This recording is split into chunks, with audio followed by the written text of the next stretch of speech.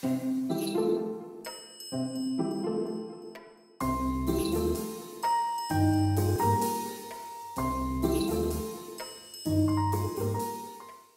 j'aimerais bien refaire un gros rôle de, comment dire, dans un film d'action parce que j'ai encore, physiquement, j'ai encore la possibilité de le faire parce que d'ici quelques années, je vais finir par prendre un coup de vieux et je serai peut-être moins apte à le faire. Mais je crois qu'il me reste encore des beaux jours et peut-être encore une dizaine ou une quinzaine d'années pour faire l'idiot. C'est plutôt comédien et cascadeur. Et comment ça a commencé? Je vais finir par me répéter parce que je l'ai dit souvent, mais c'est vrai qu'il y a eu plusieurs événements, qu'il y a eu plusieurs choses, et notamment une espèce de révélation quand je suis arrivé en France, du Canada, quand j'avais à peu près 7-8 ans.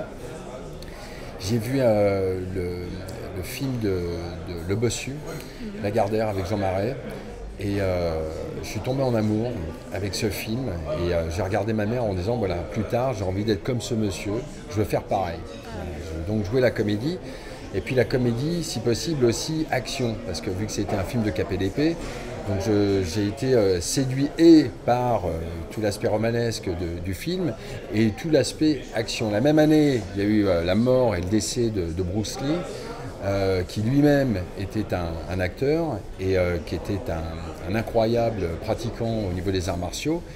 Et donc pareil, ça a aussi confirmé mon envie de vouloir faire non seulement ce métier de comédien, mais aussi de cultiver l'aspect physique. Et ce qui m'a permis après par la suite de me faire connaître, parce que tous les films qui aujourd'hui sont un petit peu même des références, comme La Mémoire dans la peau, comme Arsène Lupin, comme Les Rivières pourpres, Le Pacte des loups, tous ces films-là, c'est des films qui ont réuni justement un peu mes deux passions, celle de la comédie et de l'action. Et j'ai fait des cours de théâtre, j'ai eu 4 années de cours de théâtre entre les cours de Laurent Zimuhara qui venait du conservatoire de Roumanie. Juste, ils ont été obligés de partir à cause du putsch à l'époque au niveau de Ceausescu parce qu'ils travaillaient pour le gouvernement et ils risquaient de se faire abattre. Ah ouais, là c'est-à-dire que tous les gens qui étaient liés et proches du gouvernement de Ceausescu, je ne sais pas si on n'a plus beaucoup de souvenirs parce que ça remonte à quelques années maintenant, mais oui, les gens ont été exécutés, donc ils sont partis. J'ai eu la chance par contre de les rencontrer, qui pratiquaient une méthode qui se rapproche de la méthode russe de Stanislavski. Donc j'ai fait 2 ans avec eux. J'ai fait 2 ans aussi avec Annie Noël, la femme de Serge Reggiani, à l'espace Reggiani. Donc j'ai eu 4 ans de formation assez classique et qui m'a fait d'autant plus découvrir que je n'avais pas envie uniquement d'être un acteur physique, mais d'être un acteur tout court. C'est encore un enfant. T'entends ça, Arsène? Vas-y doucement avec ton père. Moi, je me suis spécialisé plus particulièrement dans le combat scénique. Même le terme du combat scénique, on me le doit, parce que je l'ai mis sur le marché il y a de ça quelques années. Parce que moi, je viens des sports de combat et des arts martiaux depuis que je suis gamin. Et que, voilà, pour la petite anecdote aussi, c'est à un moment donné, ma carrière de comédien n'allait pas du tout dans le sens que je désirais. On me proposait des choses qui ne m'intéressaient pas, comme tous les sitcoms de l'époque. Et j'ai refusé parce que je me doutais que malheureusement ces gens-là allaient en subir les conséquences, qu'il y avait un peu des dommages collatéraux. Que quand on paraît dans des séries, je ne veux pas les nommer, mais toutes celles qui ont fait comment dire, les beaux jours des années 90, la plupart de ces acteurs aujourd'hui n'existent plus parce qu'ils ont tellement été connotés que malheureusement il était difficile de se recycler dans autre chose. Donc moi j'ai eu suffisamment de flair à l'époque pour me dire « Ouh là là, il y a un danger ».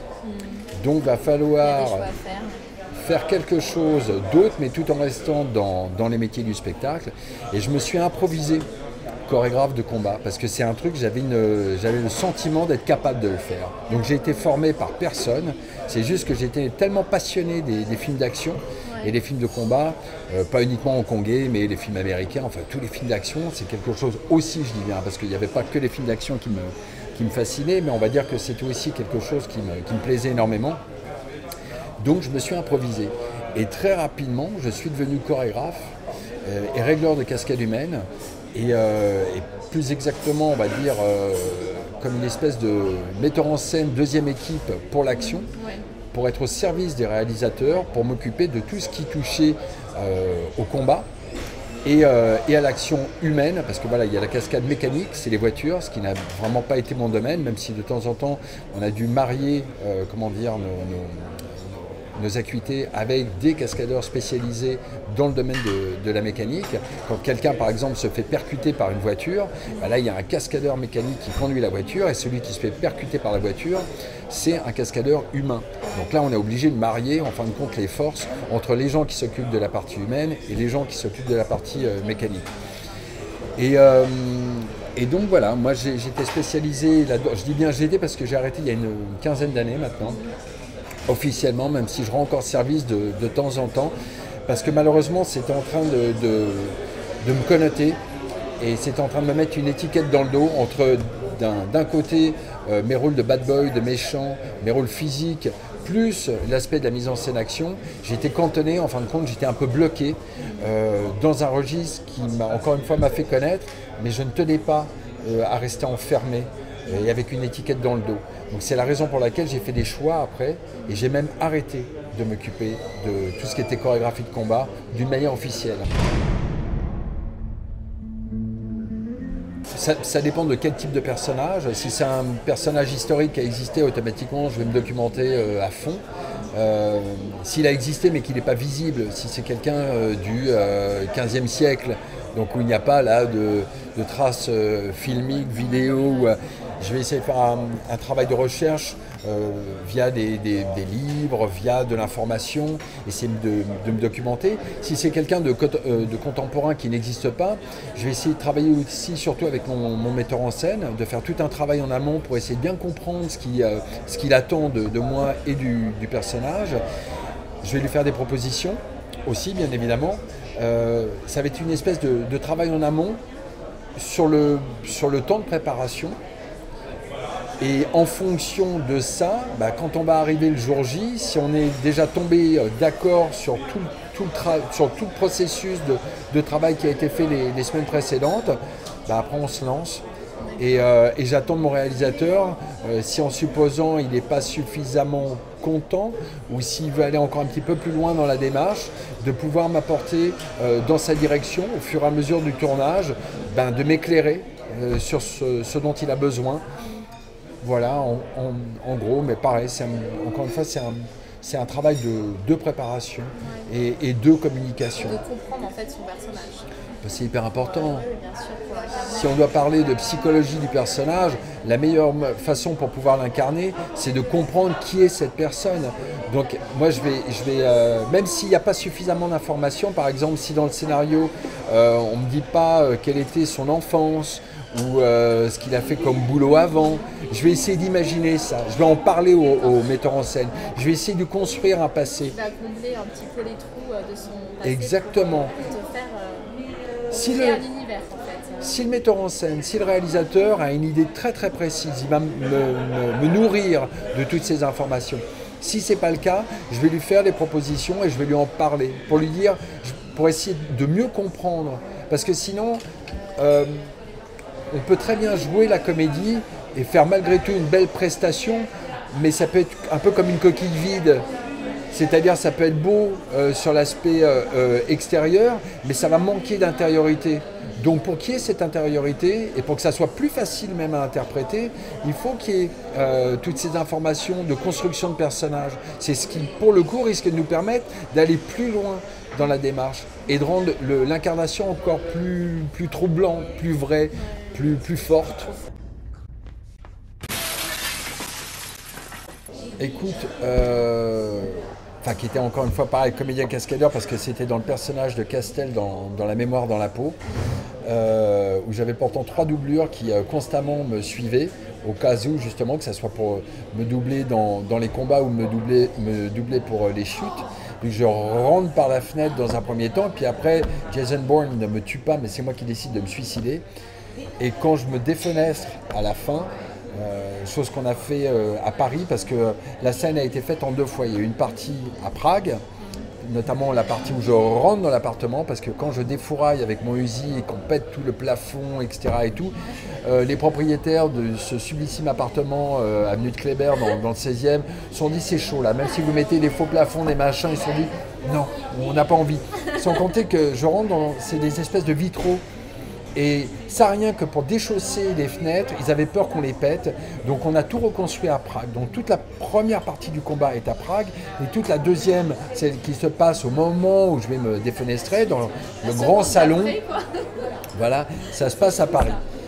Et la défenestration en question, du reste, j'avais été un peu surpris parce que même pour les Américains, au niveau de normes de sécurité, c'était un petit peu chaudard. On était au 4e étage et je me défenestre, il y avait une nacelle qui m'attendait. Donc, et puis là, c'est des appartements haussmanniens, avenue de Kléber, qui font genre 6 mètres de haut. Hein. C'est assez impressionnant, c'est sublime. Mais qui dit un étage, la moitié d'un étage en dessous, donc ça veut dire un bon 3 mètres de chute, dans une nacelle qui fait 2,50 m sur 4 mètres, c'est pas bien grand. Et en dessous, rien.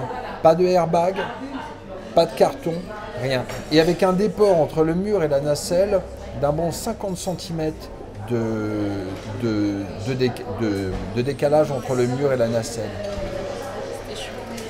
Je cours, bah, je pète la fenêtre. En plus, voilà, je voulais pas y mettre les mains pour faire comme un suicide, comme un mec complètement fou qui va la tête la première. Et là, je réalise, je me vois basculer et je me dis, j'ai pas suffisamment d'élan parce que j'avais pris exprès la rambarde de la fenêtre dans les tibias pour tomber, mais comme une espèce de mannequin, de polichinelle. Là, je tombe, je me dis, si je passe entre les deux, là, je fais 4 étages, et puis là, je m'explose, et normalement, c'est bon, quoi. On n'en fera pas une deuxième, je ne ferai même plus rien du tout après. Je pense que j'aurais décédé. Voilà. Et là, je me pousse avec les avant-bras, je fais une espèce de salto et demi, je tombe dans la nacelle, avec des bouts de verre qui continuent à me tomber sur le coin du museau. Je suis comme ça, je me dis, oh, c'était chaud, vraiment. Je vois même un des cascadeurs qui était là, qui me regarde en me disant, ça va? Je dis, je crois. Je savais même plus, quoi. Et là, j'entends, cut. It's the good one, we don't even need to double it.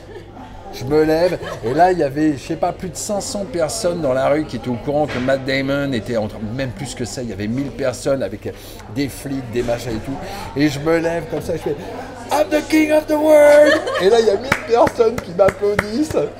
J'ai vécu un truc, sachant que, après, quand j'en ai parlé, je dis jamais j'ai eu autant peur de ma vie. Je me suis vraiment, je me suis fait super peur, quoi. Merci beaucoup. C'est moi, c'était un plaisir. Merci, c'était un plaisir aussi.